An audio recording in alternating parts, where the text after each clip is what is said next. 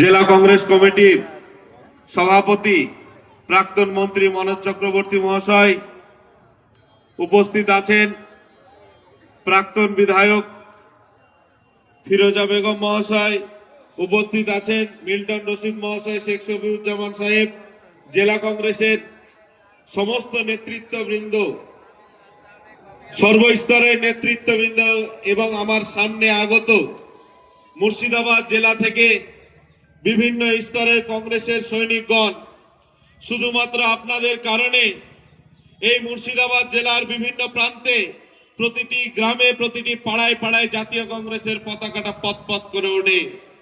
বছরে 365 দিন শীত গ্রীষ্ম বর্ষা নানা প্রতিকূলতা পুলিশের চোখ রাঙানিকে উপেক্ষা করে আপনারা প্রতিনিয়ত লড়াই করে যাচ্ছেন জাতীয় কংগ্রেসকে শক্তিশালী করার লক্ষ্যে।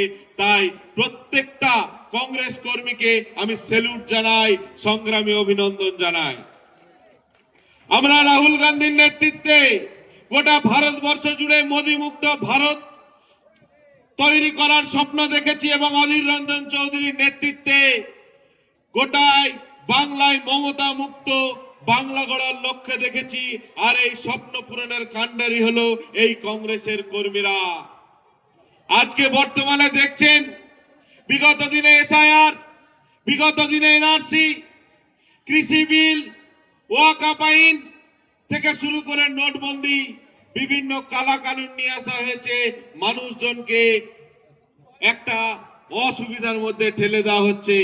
আজকে শিক্ষা নিয়ে কোনো কথা নাই, আজকে শিল্প নিয়ে কোনো কথা নাই, আজকে স্বাস্থ্য নিয়ে কোনো কথা নাই, আজকে কর্মসংস্থান নিয়ে কোনো কথা নাই।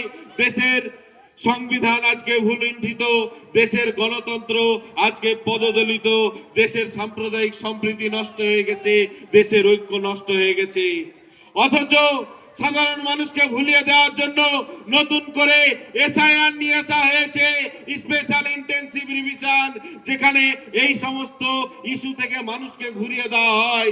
এই চিন্তা ভাবনা নিয়ে আমার কাছে একটা প্রশ্ন, আজকে আমাদের দেশের নাগরিক, প্রত্যেকটা দেশের নাগরিকের বৈধতা নিয়ে যদি প্রশ্ন থাকে, তাহলে এই দেশের নাগরিকের দ্বারা নির্বাচিত সরকার, নির্বাচিত মুখ্যমন্ত্রী, নির্বাচিত প্রধানমন্ত্রী, তারা কি বৈধ? প্রশ্ন থাকলো আপনাদের কাছে। আর বর্তমানে মুর্শিদাবাদ জেলায় একটা নতুন ট্রেন চালু হয়েছে, যে ট্রেনটায় কি বলা হচ্ছে যে নতুন করে আবার কংগ্রেস কর্মীদেরকে মিথ্যে মামলায় ফাঁসিয়ে দেওয়া হচ্ছে, সাধারণ মানুষদেরকে মিথ্যে মামলায় ফাঁসিয়ে দেওয়া হচ্ছে। তাই আপনাদেরকে বলি, এ জেলার কংগ্রেস কর্মী, আপনারা ভুলে যাবেন না, অধীর চৌধুরী আমি জিন্দা হে। আর যেই তৃণমূলের ঊর্ধ্বধারী পুলিশ প্রশাসন এইসব নোংরা কাজগুলো করছে, তাদেরকেও বলছি আপনারা ভুলে যাবেন না এই জাতীয় কংগ্রেসের লড়াই। আগামী দিনে মুর্শিদাবাদ জেলার প্রত্যেকটা থানায় থানায় কংগ্রেসের নেতৃত্বে, অধীর রঞ্জন চৌধুরীর নেতৃত্বে ডেপুটেশন হবে।